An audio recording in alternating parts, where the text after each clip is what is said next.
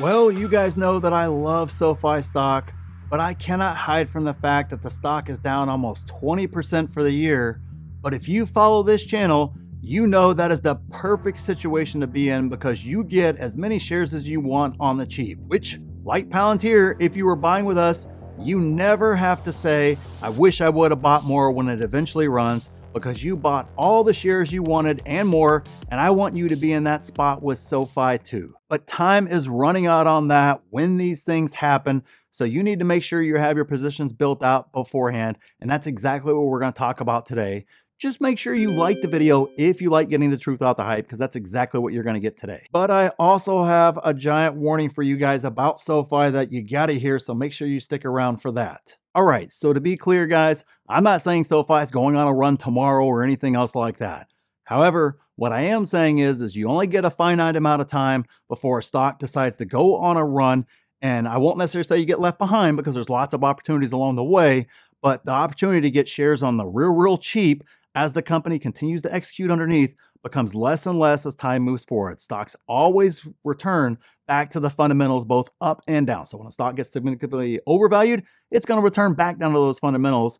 And same thing, a stock will only stay beaten down so long before it catches back up with the fundamentals. And that right there is a scenario that you don't want to be in as an investor, waiting until the fundamentals or the stock price catches up to the fundamentals before you invest, because at that stage, now you're chasing a stock. And we all know exactly what happens when you chase stocks. It never works out well for you in the end. Ask all the folks chasing Palantir and Nvidia and all the other great stocks, like wondering, when do I buy? When do I not? Well, guys, the time to buy was when it was beaten down, the fundamentals were getting better, and nobody wanted it.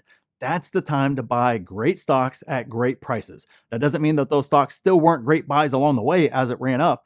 Absolutely. A simple DCA actually solved all your problems in regards to that. But nonetheless, in regards to getting the best pricing, the time to do it is when it's out of favor, but the company is executing underneath. Now, if there's a problem with the company and they're not executing, whole different situation. That's when you don't want to buy. So that way you don't end up in a situation like, you end up, well, a lot of folks ended up in 2021 where the fundamentals were deteriorating with the company. Stock price was also going down, but a lot of folks were, buy the dip, DCA, whatever the case was, but the fundamentals weren't there to actually hold it up. For me, SoFi is in the opposite situation. The stock price just isn't getting going. The fundamentals are improving quarter in and quarter out, especially when you look out kind of 2 years into the future year in terms of what management guided to, which, by the way, we all know management sandbags. That's the beat and raise strategy has been going on now for, like 10, 12 quarters or so in regards to SoFi. So that 2-year guidance is probably sandbagged. But if you do a valuation based upon that 2-year guidance, man, the picture with SoFi looks really nice despite the price action not really being able to break out right now. And remember, the September stretch sale ends today. Today's the last day, guys. If you want to see that 2-year price target I have with SoFi, see all my buy and sell alerts in real time, complete watch list with price targets. Guys, there's so much involved. We'll talk about it more at the end because I know you guys want to talk about SoFi. Just check out the pinned comment down there. We'll talk about all the rest of it at the end. All right, so let's jump into the 3 things that when they happen, you're going to wish you would have bought more SoFi stock. And number 1, the EPS pushes valuation to stupid cheap. All right, I know it's kind of a silly bullet point, but I didn't know what else to call it at this stage. When you understand how when a company first turns profitable, that EPS number and that valuation looks really dumb. You see, PE ratios, in the hundreds, 100, 200, whatever the case is.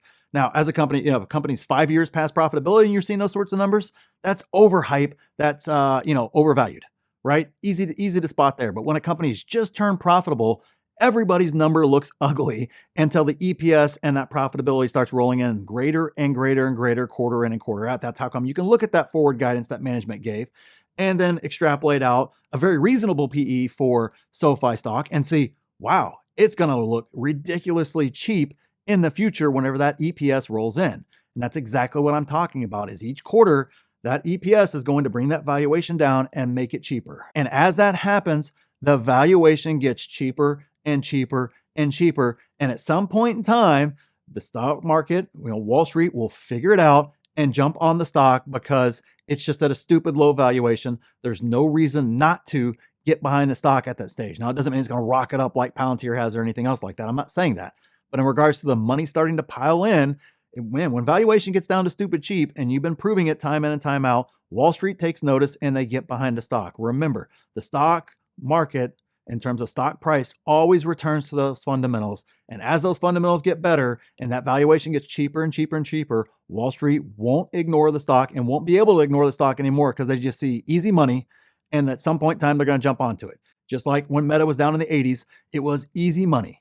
Anybody could see it. It was easy as money could be. And at some point in time, regardless of whether Wall Street likes Zuckerberg, hates Zuckerberg, whatever the case was, the point was it was an incredible company at a stupid, ridiculous valuation. And so as EPS continues to tick away here with SoFi, not that it's a stupid valuation like Meta was, but nonetheless, it will get down to stupid levels as EPS continues to increase to where Wall Street is going to take notice and push that stock. And you want to make sure you bought all your shares before that happens. Number two, the price stays above $10. Now, we have flirted with that $10 mark a lot. It kind of goes right up over it and comes right back underneath it. It's like it just can't hold it there. There's a big psychological barrier there with 10 in regards to the traders that are trading the stock. And of course, it kind of moves it it's not obviously out of the penny stock territory when you get up above 5, technically, according to the definition. But you kind of get up above 10 and you're able to maintain that. More importantly, folks start taking you more serious as well. So if earnings continue to improve and that EPS number continues to grow quarter in and quarter out like we expect it to, nothing's guaranteed, but like we expect it to, at some point in time, it's going to trade up, hit that 10, come back down, trade up, hit that 10, come back down. Nobody knows when that last cycle is going to come before it breaks above it and it stays above it. We saw the same exact thing play out with Palantir. I'm not saying it's going to have the same growth as Palantir. All the people that want to blast me down in the comments every time I compare something to Palantir, I'm giving it to you as an example of all the geniuses and all the smart folks who told you, hey, it's coming back down to 7. Don't worry. The chart says it's come back down to 7. It always comes back down to 7 until it doesn't. And then it blasted up over 25. And now we're up over 35, in regards to Palantir. That is the reality of the stock market. That is more likely to happen than the opposite. And more importantly, if you're trading it, okay, cool. Play trading games. As a long-term buy and hold investor, it just means patience. It just means I'm adding whenever it dips down, but I have a full position. I've already built my position. I've already built out really almost a whole second position of bonus shares at this stage, and that's okay. But I know a lot of you guys have not built out your positions yet, and that's kind of a marker you kind of want to keep in your mind as you kind of move forward, that if they're able to push it up over 10 and hold that line up over 10, the traders are. Now, again, I'm not trading, so I don't care. But in regards to that, that may become a great bottom for the stock in regards to it never really being able to get back down below that $10 again. Now, nothing's impossible. Wall Street always seems to surprise us with ridiculousness there. And I'm also not saying it's going to rocket up to 35 either. But that could create a line there to where we never see the stock down below $10 again, which, of course, as a long-term buy and hold investor, you don't want to be left saying, man, I wish I would have bought those shares, in the $6 range, the $5 range, the $8 range, whatever the case was, whenever it starts to make those moves up the ladder, which it will eventually do if they continue to execute. Now, if they don't execute, whole different story. But if they continue to execute, $10 is going to look cheap here in a few years. And that's kind of the reality with stocks and kind of that imaginary $10 line there that's there. Kind of once you're able to get above it and sustain it, man, it's really, really hard to push the stock down below there unless the fundamentals get worse. Then all bets are off. And number 3, Fintech leaves the doghouse. Look, I know Fintech's been in the doghouse, it seems like, forever. I understand that completely. But sectors do not stay out of favor forever. Do they stay out of favor for a period of years? Yeah, I've seen it before. This isn't the first time. This won't be the last time either. Does it stay out of favor for 6 months, 3 months, 3 years? Yeah, I've seen all those happen. So in regards to that, I just know at some point in time, Fintech's going to get out of the doghouse.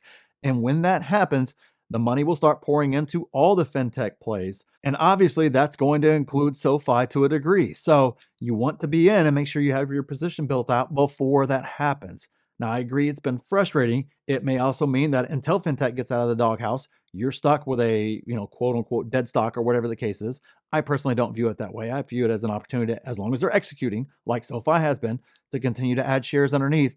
And I'm very, very pleased when that happens as well in regards to the stock itself, because I get to build out a much larger position than I should have, which means when the fundamentals finally catch up with stock price, I'm going to make a lot of money over the course of those years. I just had to be patient in the meantime. Sucks, hard to do, and I understand opportunity costs and everything else, but again, I'm viewing this on a much longer scale, and you can go to your trades and everything else. There's a reason why when you scale it out over the course of a decade, 2 decades, 3 decades, whatever time frame you want to use, the best investors with the largest returns are the ones that just buy and hold great companies. So Fintech will leave the doghouse. It's kind of looks like it may be doing it right now, maybe not.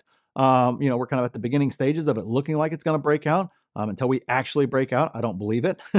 We've been teased before over this past couple year period, so I don't trust it until we actually get there.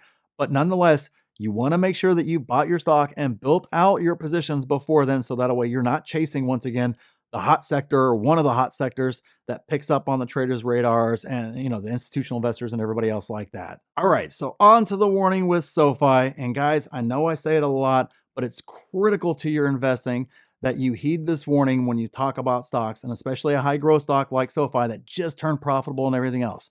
Stay away from all the crazy bull narratives and everything else. Let the fundamentals speak for themselves. I've had some folks send me some videos with some crazy price targets over the next year or two in regards to SoFi stock, which would be wonderful.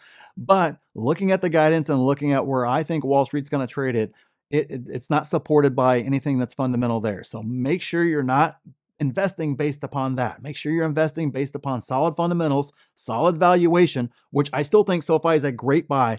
But if you think it's going to be at $50 next year and it only gets to 15, you're going to be severely disappointed, despite the fact, heck, you more than doubled your money. That's a great return. But again, it's that expectation of something greater, or maybe it gets you FOMOing in at 15 if it goes on a run.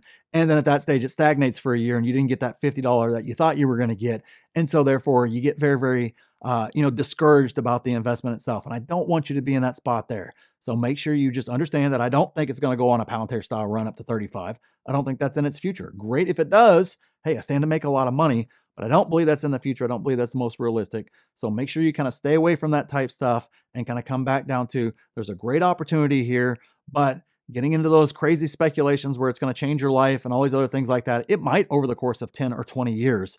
But in regards to it over the next year, it's probably not going to happen. So make sure you're being realistic with your price targets and just not get caught up in that sort of hype train. And if you don't understand valuation, you don't understand how to effectively project out the future price of a stock, and you want help with that, you want me sitting down with you, heck, you can see my complete SoFi bull and bear case, complete with my price target over the next 2 years based upon valuation. It's all broken down for you. Make sure you take advantage of the September stretch sale that's going on right now, where you get that. You get 5 courses for free.